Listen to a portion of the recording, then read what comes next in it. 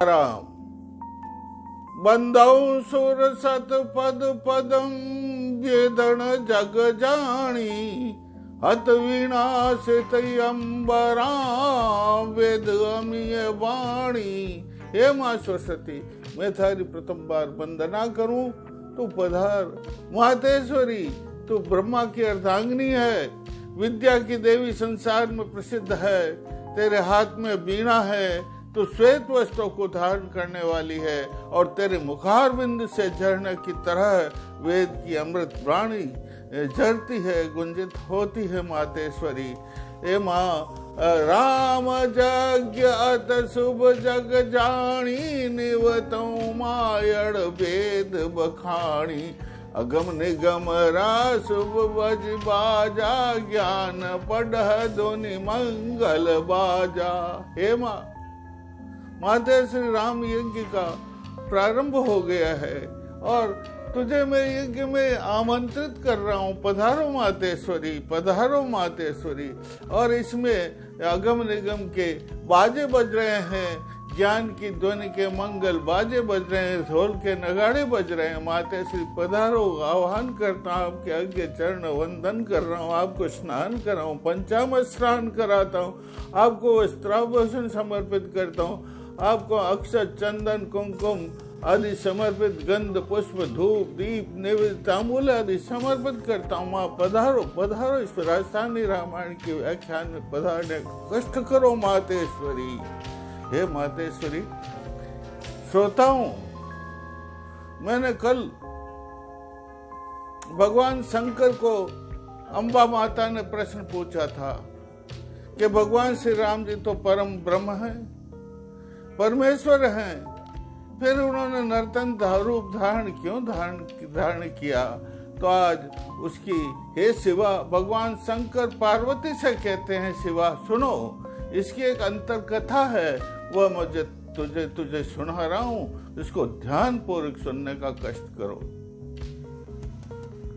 जलंधर नाम का एक राक्षस था, उसकी पत्नी का नाम वृंदा था। उस राक्षस ने देवताओं को बहुत प्रताड़ित किया, यहाँ तक कि इंद्र को भी उसने रणस्थल में हरा दिया था। हे शिवा सुनो, मैंने भी उससे युद्ध किया लेकिन मैं जीत नहीं सका। तो चारों ओर हाहाकार मच गया। सब देवता मिलकर के भगवान विष्णु के पास पहुंचे और विष्णु से प्रार्थना की, भगवान त्राहिमाम रक्षा करो प्रभु, रक्षा करो। तो भगवान विष्णु ने सबको धैर्य बंधाया और कहा, तुम चिंता मत करो, मैं उस जलंधर नामक राक्षस का वध करूंगा। तो भगवान विष्णु ने साधु का वेश धारण किया, वृंदा के धाम पर पहुंचे। वृंदा परम सती थी। आगंतुक साधु को देख करके उसने साधु रूपी भगवान विष्णु का बहुत आदर सत्कार किया। उस समय में एक घटना घटित होती है। भगवान विष्णु की माया से जलंधर के नकली टुकड़े टूट करके वृंदा के आंगन में गिरते हैं। अपने पति के मृत्यु को देख करके वृंदा भगवान विष्णु, साधु रूप विष्णु के सामने रोने लगी है, चिल्लाने लगी है। उसने अपने बालों की लटाएं बिखेर दिए, कपड़े उसके अस्त व्यस्त हो गए हैं, नेत्रों से प्रबल अश्रु की धारा बह रही है और भगवान विष्णु से कह, रक्षा करो प्रभु। तो भगवान विष्णु ने उसको धैर्य बंधाया, धीरज बंधाया वृंदा सती को और कहा, सती तुम चिंता मत करो, तुम ये जो तुम्हारे पति के टुकड़े हैं इन सबको मिला करके पति का रूप एक मनुष्य का रूप धारण करवा दो। मैं संजीवनी मंत्र से तुम्हारे पति को पुनः जीवित कर दूंगा। भगवान विष्णु की आज्ञा को सुन करके, साधु रूप भगवान विष्णु की आज्ञा को सुन करके सती ने उस नकली जालंधर के टुकड़े को एक करने लगी। क्या हुआ? वो तो परम सती थी, उसने कभी पराये पुरुष का मुंह नहीं देखा था। रंछा भीत बड़ी तृण नारी, वह तो अपने जलंधर की पति की रक्षा पंक्ति बनी हुई थी, इसलिए रणस्थल में कोई इंद्र, भगवान शंकर भी उसे नहीं जलंधर को नहीं हरा सके थे। उस सत्यपण के कारण जलंधर की रक्षा हो रही थी। लेकिन आज क्या हुआ? पर पुरुषन पर शरण तना, वृंदा सतपण जाय, तब सुनो शिवा रणरत हरि, धनुप्रत रणरत धनुपत राव। तो पराये पुरुष को स्पर्श करने से वृंदा ने, वो नकली था, उसका पति था नहीं, वो तो भगवान की माया से उसके टुकड़े होकर के वहां आए थे। उसके पराये पुरुष को स्पर्श करने से, जीवन में उसने कभी भी पराये पुरुष का स्पर्श नहीं किया था, पराये पुरुष का स्पर्श करने से उसका सतीत्व नष्ट हो गया। और उसके सतीत्व का नष्ट होते ही भगवान विष्णु ने युद्ध के अंदर उस जलंधर का वध कर दिया था। तो तीर्ण मरता हरि छाव हरि, उसके मरते ही वो नकली जो साधु वेश में भगवान विष्णु आए थे, वो वहां से लोप हो गए, अंतर्ध्यान हो गए, और उसके जो टुकड़े थे नकली वो भी लोप हो गए। तीर्ण मरता हरि छाव हरि, तीर्ण पल उसी वक्त जो है छल पर कट तीर्ण वेल में, वृंदा की नो को। उस प्रकार उस समय में एकदम भगवान विष्णु ने जो छल किया था वो वृंदा के सामने प्रकट हो गया। श्राप दीन वृंदा हरि, वाम वियोगी आग, मोधव तवतीय हरणवन, धनुदेवत रणराग। उस वृंदा ने भगवान विष्णु को श्राप दे दिया, हे विष्णु भगवान, तुमने मेरे सामने छल किया है, इसलिए जिस प्रकार मैं आज पति के वियोग में रो रही हूँ, उसी प्रकार मेरा पति भविष्य में तेरी पत्नी का हरण करेगा, और देवताओं और राक्षसों के बीच में भयंकर रण होगा। तीर्ण कज नर तन धार हरि। अम्बा ने प्रश्न पूछा था भगवान शंकर से कल कथा में कि भगवान तो परम ब्रह्म है, परमेश्वर है, अखिलेश्वर है, विश्वेश्वर है, सकल ब्रह्मांडों की सत्ता का संचालन करते हैं, तो फिर उन्हें मनुष्य का रूप धारण करने की क्या आवश्यकता हुई? तो आज इसका उत्तर यह है कि वृंदा के शाप के कारण भगवान विष्णु ने मनुष्य रूप का धारण किया था। और हे पार्वती, भगवान शंकर पार्वती से कहते हैं, पार्वती आगे की कथा सुनो, मेरे हृदय में भगवान राम का अत्यधिक प्रेम जागृत हो गया है। अनेकों कवियों ने अपनी अपनी भाषा में श्री रामचरित्र की कथाएं लिखी है, काव्यमय महाकाव्य लिखे हैं। कंब कवि ने तमिल में आनंद रामायण और कई रामायणों का रचना हुई है।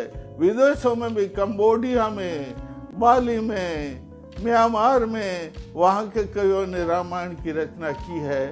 तो मैंने भी भगवान श्री राम की, राम रस की, राजस्थानी रामायण की कथा के रस का जो है गंगा प्रवाहित मुरदर में की है, उसमें कोटि कोटि मनुष्य अवगाहन करके भवसागर से पार होंगे।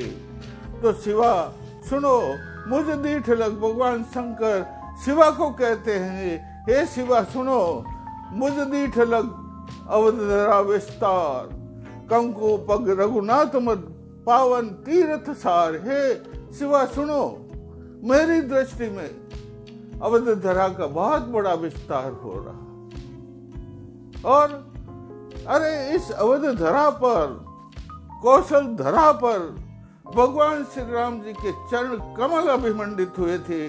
भगवान राजस्थानी भाषा में भगवान शंकर भगवान श्री राम जी का चरण कमल मंडिया इरवास्ते आवत धरा तो पवन विश्व में सारे संसार में पवित्र तीर्थ स्थान बन गए। हे शिवा सुनो, दिन दिन कौशल धरवर भागा, रज रज राम नाम अनुरागा, पावन इत्र मस्तक धारा, पाप मिटे पल भवसर पारा, लील कचनबू नंदन वागा, सुरतर लता लोम अनुरागा, सरजू न तट स्वरम प्रदेशा, सुरधर सोचे मन ब्रह्म ऐसा। हे शिवा, ये तो पावन स्थान बन गया है तीर्थ, इसके कण को भी धारण करने से मनुष्य भवसागर से पार हो जाता। ये सच श्यामला धरा है, अवध की धरा तो सच श्यामला है, हरित है, रत्न गर्भा है, रत्न पैदा हुए इसमें पैदा होते थे। हलदर हल जोते शुभ वेला, ओ यहाँ का हर वृक्ष कल्प वृक्ष है। कौशल प्रदेश की हर लता, हर बेल कल्प बेल है, जिसके आशीर्वाद से मनुष्य की मन की अभिलाषाएं पूर्ण होती है। हर गाय जो चरती हरे भरे खेतों में, उसकी जो है अक्षय पात्र, उसके अक्षय पात्र से मनुष्य को हर वस्तु प्राप्त हो जाती है। हर कौशलवान कारीगर वहाँ का विश्वकर्मा है, जो नए नए शहरों का निर्माण कर सकता है, जिसमें महल आकाश चुंबित महलों का निर्माण कर सकता है। हे शिवा सुन, हर हलदर हल जोतई शुभ वेला, छाम छवि सता सतुलेला। आखा तीज के ऊपर किसान अपने हल लेकर के खेतों में जाता है, वहाँ रेख खींचता है, उससे नीचे की जमीन ऊपर आती है। सत्य है नीचे छिपाने की कोशिश करते हैं, असत्य सत्य को छिपाने का कोशिश करता है, लेकिन सत्य तो कभी छिप नहीं सकता, ऊपर आता है। और जल नाली माया मन मोवे, रजत खेत मन सिंचिए सोवे। वहाँ जो है खेतों के अंदर धोरे, राजस्थानी भाषा में धोरे कहते हैं और हिंदी में जल की नाली कहते हैं। जल की नाली बहती है, माया मोह, मानो माया का मोह इंद्रजाल ही बिछा हुआ वहाँ खेतों के अंदर जो खेत जल से भरे हुए हैं, वो ऐसे प्रतीत होते हैं मानो रजत के खेत चमचमाहट कर रहे हैं। कौशल वे भव विभव बखाना, कहमति मोर मुहुड जग जाना। भगवान शंकर शिवा से कहते हैं, हे शिवा सुन, ये संत हनुमंत किंकर जी, जिन्होंने राजस्थानी रामायण की रचना की, जिन्होंने 18,000 छंदों में महारामायण की रचना की, वह तो जन्म से जड़मत है, लेकिन भगवान श्री राम का कृपा प्रसाद उनको प्राप्त हो गया, भगवान श्री राम का वरद हस्त उनके ऊपर हो गया, तो उनके सब पाप मिट गए, सब कलमश मिट गए, उनका हृदय श्वेतांबर की तरह स्वच्छ हो गया, गंगा के जल की तरह स्वच्छ हो गया, उनकी बुद्धि विलक्षण हो गई और उन्होंने राजस्थानी रामायण, किंकर राजस्थानी रामायण और किंकर 18,000 छंदी महारामायण की रचना की है, जिसको पढ़ करके पूरे संसार में जो है राम भक्ति की प्रचार प्रसार होगा। हे कौशल वे भव विभव बखाना, कहमति मोर मोहुड जग जाना। वहाँ का अवध प्रदेश का हर शहर, हर नगर कौशल प्रदेश का हर शहर, हर नगर, अमरावती है, जनकपुरी है, निपजे दान है मगिर